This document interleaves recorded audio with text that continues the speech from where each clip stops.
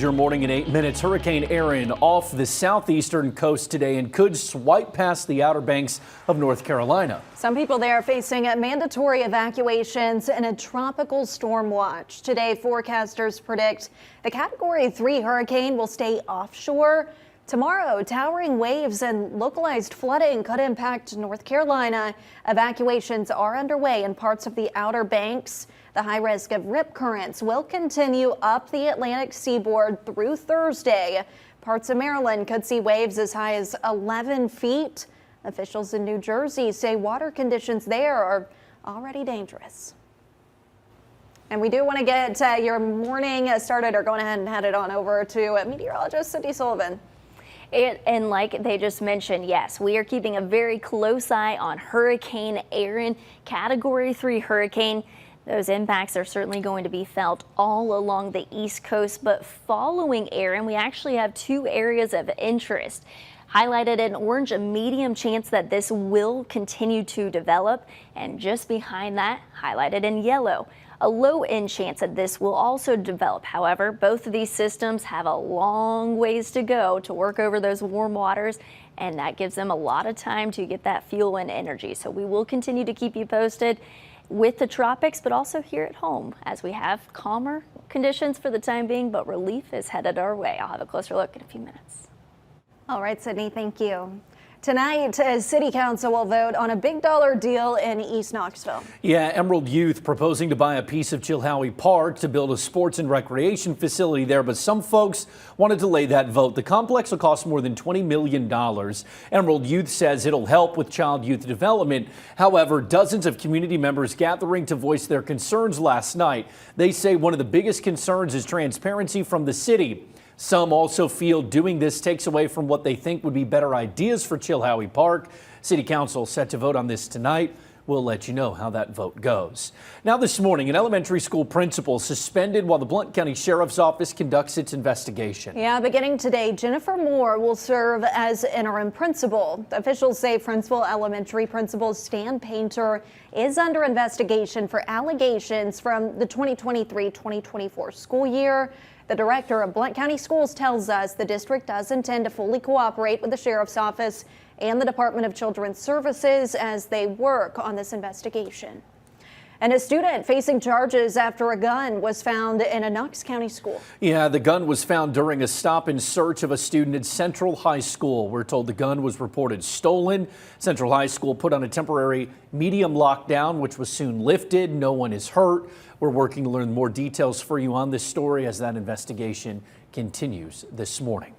Well, a traffic charge now dismissed against University of Tennessee football player. Yeah, Chris Brazel was charged with driving on a suspended license earlier this month. Court records now show he does have a valid license.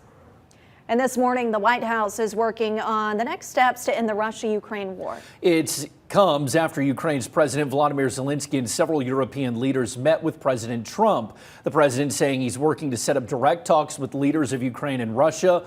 Leaders also discussing Russia returning Ukrainian children and guarantees to protect Ukraine after an eventual end to the war. Part of those security guarantees could mean putting peacekeeping troops on the ground in Ukraine. President Trump later indicated that European allies would take the lead in coordination with the U.S. The president saying he wants to put Putin and Zelensky meet with Putin and Zelensky after the two leaders speak face to face.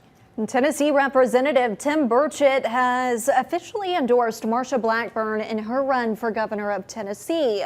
Burchett's endorsement came in the form of a video posted to X. Burchett joins Knox County Mayor Glenn Jacobs as an East Tennessee supporter of Blackburn.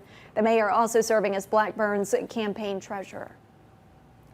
Well, the Knoxville Vet Center is looking to connect veterans with some helpful resources. They're hosting a resource fair at their headquarters near downtown West Boulevard. Dozens of groups will be in attendance, including American Job Center, Guitars for Vets, and Smoky Mountain Service Dogs. That fair runs tomorrow from 2 to 6. It is completely free. The time is now 6:55. Olivia. Yeah, let's get a check of the traffic out there. I-40 at Walker Springs, traffic moving in the east and westbound lanes. More cars heading out the door, going to work, going to school this morning. 640 west of downtown. That camera's still a little sleepy. East and westbound lanes. There we go. We are moving out there. And 640 under Western Avenue, closer to downtown. Quite a few cars, still no major issues. I'll keep an eye on those morning commute hotspots. Right now, they are looking good. I'll let you know if I see any crashes or any major issues as you head out the door. Thank you, Olivia. Well, we are looking at the possibility of seeing a few isolated showers and storms this afternoon. Most of us are nice and dry, but temperatures lower 90s, feeling like the triple digits. It's tomorrow where we see a little bit more rainfall back on tap for us. It's mainly the second half of the day where we will see a little bit more scattered activity. Some of these storms could briefly bring with it some heavy downpours, but it's also going to bring with it somewhat cooler conditions. It still is going to be a muggy stretch of weather for us, so keep that in mind. But I will say seeing the 80s, certainly a welcome relief for us. And just in time for the weekend, it does look likely that by Sunday, we'll start to see drier conditions begin to filter on in, so you can still get out and about and enjoy the 80s.